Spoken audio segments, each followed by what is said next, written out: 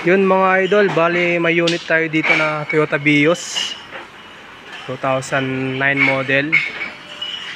May nagpasama sa atin bumili ng sasakyan, bali ito yung nakuha natin. At pasisilip ko sa inyo mamaya yung sasakyan, loob, labas. Tapos bali sinerbisan ulit natin. Pakita ko sa inyo yung ginagawa natin.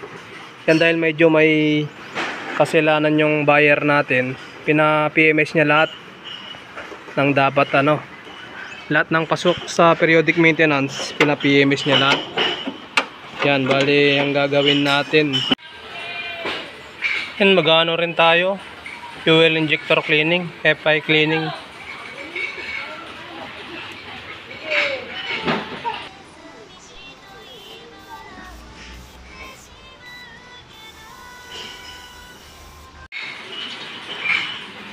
Yan yung nakuha nating unit, bagong PMS naman, bagong chainsail, bagong coolant, pero medyo maselan yung buyer natin kaya pinaagapan niya lahat ng PMS, heavy PMS, lahat ng pasok sa periodic maintenance, periodic service, pinaagapan niya.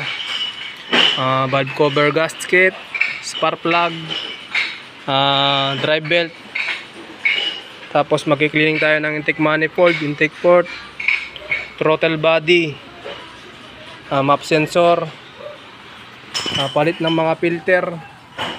Yan, kung makikita nyo, kulay gold, alaga sa ibig sabihin sariwa, alaga sa langis, sariwa makina. Maganda sa labas, maganda sa loob. Pakita natin yung loob. Lata-lata pa to mga tol, lata-lata pa, ikot pa to. Yan naka leather seat, naka na rin. Maganda loob. Madami tong madami tong upgrade ng accessories. I-ano ko na lang sa link, i-ano ko na lang sa caption para makita nyo lahat ng ng mga upgrades ng unit na to. Sulit.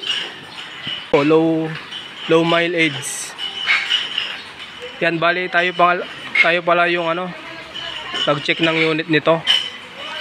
Tayo na rin ang nag-scan kasi tayo rin yung mekaniko. Yan, sa mga gustong sa mga gustong magpa-assist bumili ng sasakyan, PM lang kayo. Marami tayong kakilalang buy and sell, mga tropang buy and sell. At tayo mismo yung hahanap ng unit na sariwa. At tayo mismo mag-check, tayo mismo mag-scan.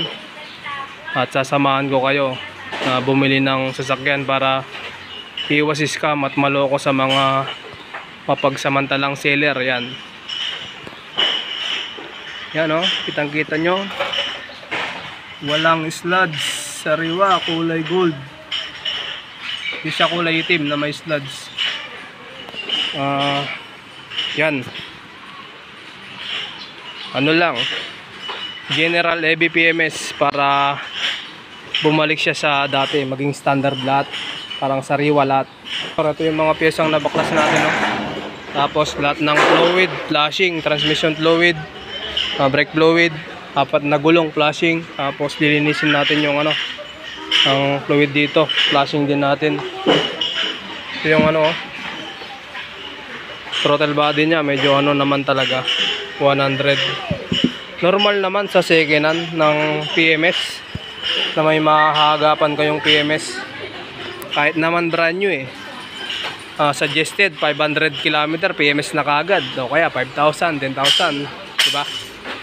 Yan, sa mga gustong So panalo yung unit nito, napakaraming upgrade. Lalagay ko sa caption para makita nyo lahat ng upgrades. Yan, general heavy PMS, agapan lahat.